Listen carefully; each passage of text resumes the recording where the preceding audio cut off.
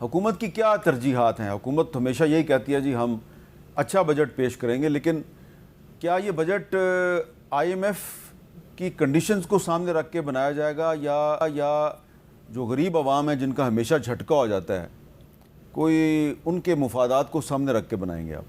बिस्मिल्लाहिर्रहमानिर्रहीम। बहुत शुक्रिया हामिद साहब मुझे प्रोग्राम में इनवाइट करने के लिए।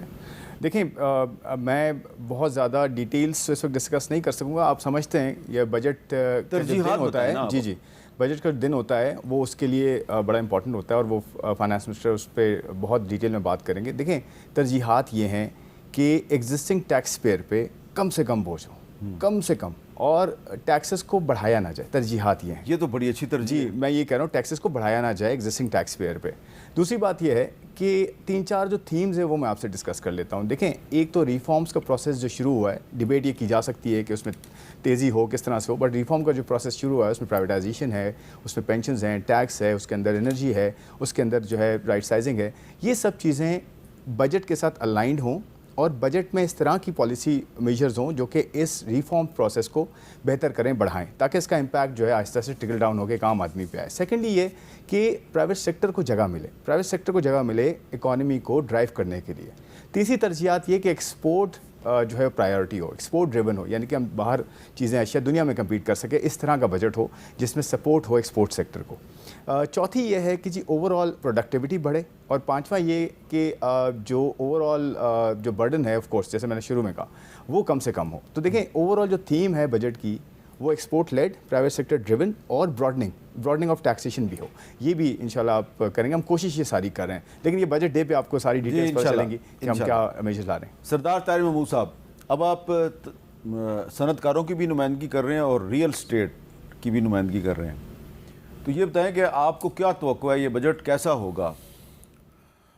जी हामिद साहब, थैंक यू वेरी मच। कैसा होना चाहिए? आपने प्रपोजल्स भी तो दिए ना। जी, thank you very much Hamid साहब, आपके इनवाइट करने का बहुत बहुत शुक्रिया। बहुत इंपॉर्टेंट टॉपिक है और ज़ाहिर है ये प्री बजट कंसल्टेशन के लिए प्राइम मिनिस्टर ऑफ पाकिस्तान ने भी तमाम चैम्बर के रिप्रेजेंटेटिव्स को मदऊ किया था अपने पास PM हाउस में, और वहाँ हमने अपनी तमाम जो तजावीज़ थी वो PM साहब को दी, जिसमें मेनली हम समझते हैं कि गवर्नमेंट भी पिछले 2 सालों से कोशिश कर रही है कि कंस्ट्रक्शन का शोबा चले ताकि 60 से 70 इंडस्ट्रीज़ चलें। पिछली दफ़ा आपको पता है कि फेडरल एक्साइज ड्यूटी गवर्नमेंट ने ख़त्म की थी, 3% थी जो, उसके बाद अब इस साल FCC ने, फेडरल कॉन्स्टिट्यूशन कोर्ट ने, वो 7E जो डीम रेंटल इनकम था वो ख़त्म किया। इसके अलावा इस्लामाबाद की जो स्टैम्प ड्यूटी थी वो 4% थी, उसको लास्ट टाइम 1% पे प्राइम मिनिस्टर साहब ने वो किया। और उसके साथ साथ हम समझते हैं कि जो 236C और 236 की और जो ट्रांजैक्शन कॉस्ट है, कोई भी आप कमोडिटी परचेज़ करते हैं तो उसके परचेज़ करने के ऊपर टैक्स हो सकता है, लेकिन उसको आप घर मुंतकिल करके लेके आते हैं तो उसके ऊपर टैक्स नहीं होता। ये रियल स्टेट में 13% से लेके 38-40% तक ट्रांसफ़र के ऊपर ये कॉस्ट आती थी, जिसमें से कुछ कम हुई है, कुछ फिस्कल स्पेस अवेलेबल नहीं थी गवर्नमेंट के पास, IMF की कंडीशन है। इसके बावजूद गवर्नमेंट की कोशिश है कि ये 236C और 236K को भी किसी हद तक जो है वो कम किया जाए। अब ये बजट डे पे पता चलेगा कि क्या उसमें वो कामयाब हुए या नहीं हुए। कंस्ट्रक्शन के लिए 100D फिक्स टैक्स था पहले, वही हमारी कोशिश और प्रपोज़ल ये है कि वो 100D हो, हमें FBR के आमने सामने ना जाना पड़े। और फिर लेकिन आप बुरा ना मनाएं, कंस्ट्रक्शन के बिज़नेस में टैक्स चोरी बहुत होती है। वैसे भी घपले बहुत होते हैं, लेकिन टैक्स चोरी बहुत होती है। सर, जब आप 100D लगा देंगे तो 100D में ये है कि मैं अगर 5 लाख स्क्वायर फीट एरिया के ऊपर काम कर रहा हूँ तो पर स्क्वायर फीट के हिसाब से मेरे ऊपर एक टैक्स लग जाएगा। मुझे वो टैक्स जमा कराना है, ना आपको जाके किसी के साथ डील करनी पड़ेगी और ना गवर्नमेंट का रेवेन्यू जो है वो डिप्लीट होगा। हमें पता होगा कि हम 5 लाख स्क्वायर फीट एरिया बना रहे हैं और उस मल्टीप्लाई बाय 100 है या 150 रुपये है, ये हमारे पैसे बनते हैं। तो ना हम ब्लैकमेल होंगे, ना हमें कोई ब्लैकमेल कर सकेगा। अच्छा, अजमल बलोच साहब, आप माशाल्लाह काफ़ी सालों से आल पाकिस्तान अंजुमन ताजरान जो है उसके साथ आप वाबस्ता हैं।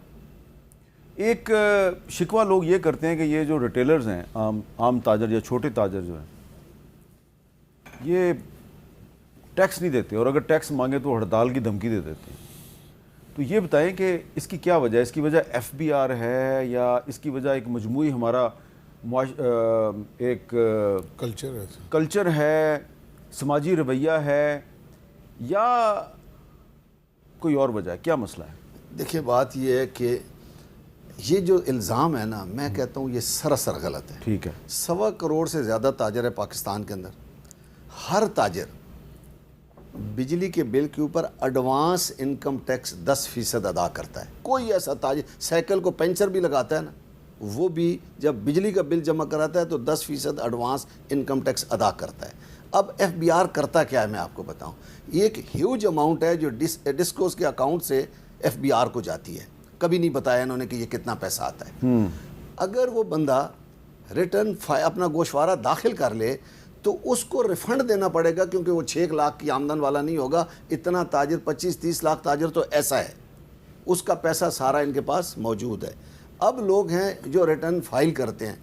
इदारा जो है, सच्ची बात यह है कि इदारा टैक्स, आज तक हमें कोई अच्छा कलेक्टर नहीं मिला जो हमसे टैक्स वसूल कर सके। कभी किसी को बिठा देंगे, हमेशा डंडे वाले लोगों को, जो DC होगा उस लेवल के जो लोग ऊपर आते हैं ब्यूरोक्रेट, उनको बिठा देते हैं और वो कहते हैं अभी भी यकीन करें डंडे के ज़ोर पे दुकानदारों को सील की गई दुकानें, पकड़ा गया, आते हैं 2 लाख देता है, 10 लाख जमा कराओ, नहीं तो हम तुम्हारा खाता खोल देंगे। डरा डरा के लोगों से टैक्स लिया है। जहाँ पॉइंट ऑफ सेल लगी हैं वहाँ पे मंथलियाँ चल रही हैं। तो आपने कोई प्रपोजल्स दिए हैं हुकूमत को इस दफ़ा बजट के पहले लिए? दिन से देखें, आपको याद होगा काफ़ी अरसा पहले जब मुशर्रफ साहब आए थे तो उस वक्त भी ऐसा हुआ था कि 17 दिन कारोबार बंद रहा पूरे पाकिस्तान में, और फौज आई और सर्वे शुरू हो गया।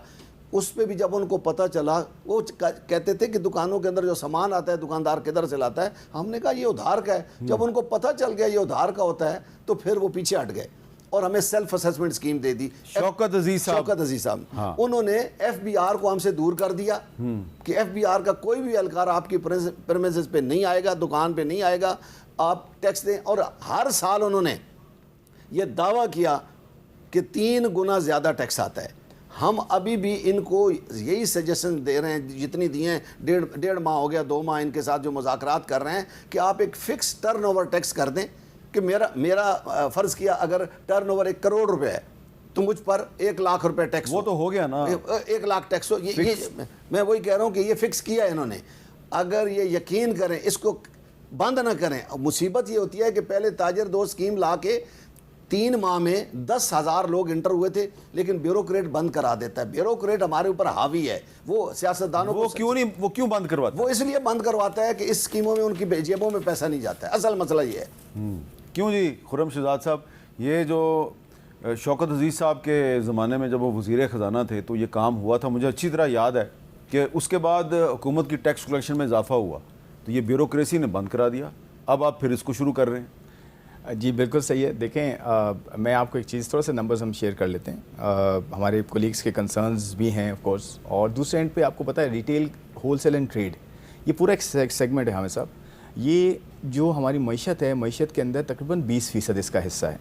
और अगर मईशत आपकी जो है $450 बिलियन है तो उसका 20% तकरीबन $90 बिलियन बनता है। तो आप समझ सकते हैं। और जो टैक्स का कंट्रीब्यूशन रहा है रिटेल, होलसेल एंड ट्रेड का, वो 1% भी रफली नहीं रहा। मैं इनकम टैक्स की बात कर रहा हूँ। देखें, कलेक्ट करके देना टैक्स एक और चीज़ होती है, अपनी इनकम पे टैक्स देना एक डिफरेंट चीज़ होती है। ये दोनों टैक्सेस होते हैं। तो ये जो स्कीम की अब बात हो रही है, ऑफ कोर्स ये बड़ी आप देखेंगे इंशाल्लाह इसमें और डिटेल्स भी आएंगी कि इसके अंदर फ़िक्स टैक्स ही किया है और फ़िक्स टैक्स मिनिमम किया है। यानी कि फ़िक्स एक ऐसा नहीं है, और ये सिर्फ ताजरों पे नहीं है, ऑब्वियसली ये रिटेल सेक्टर है ना पूरा। हाँ। तो ये मेरे कुलीग बड़ी ज़बरदस्त कंसल्टेशंस हुई हैं इस पर, आपको पता है, और ये विन विन है दोनों तरफ के लिए। और देखें अच्छी बात क्या, अच्छी बात ये है कि अगर Tier 2 Tier 3 दुकान है तो उस पर एक QR कोड लगेगा। और बड़ा इशू रहता है ना कि FBR वाले बड़ा प्रॉब्लम करते हैं, तो उस टैग की वजह से FBR वहाँ पे नहीं कुछ कर सकता, क्योंकि वहाँ पे उस टैग किसी दुकान में घुस के जी और जो ताजर कह रहा हूँ उसको थप्पड़ नहीं मार मैं सकता। ये आपसे कह रहा हूँ कि उसमें क्या होगा कि वो जो मैं एक एस्पेक्ट बता रहा हूँ कि QR कोड पे अगर आप स्कैन करेगा तो उसमें ये आएगा कि ये एक ज़िम्मेदार टैक्स पेयर है, ये कंप्लायंट है, इस पे किसी तरह की कोई जो है आप इस तरह की कोई चीज़ नहीं कर सकते। तो देखें, और वो कितना देगा टैक्स कम से कम? देखें 1% और 25,000 रुपये मिनिमम।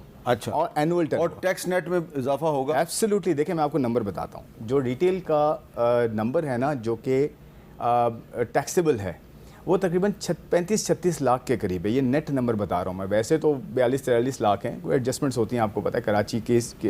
ये मैं बता रहा हूँ जो बिलिंग के थ्रू होता है ना, आपके ये जो डिस्कोज हैं इनके थ्रू जो जो बिल देते हैं, तो मैं उनकी बात करूँ। देखिए एक ऐसी स्कीम लाना बड़ा ज़रूरी है जिसमें दोनों का जो है वो एक कंसेंट हो।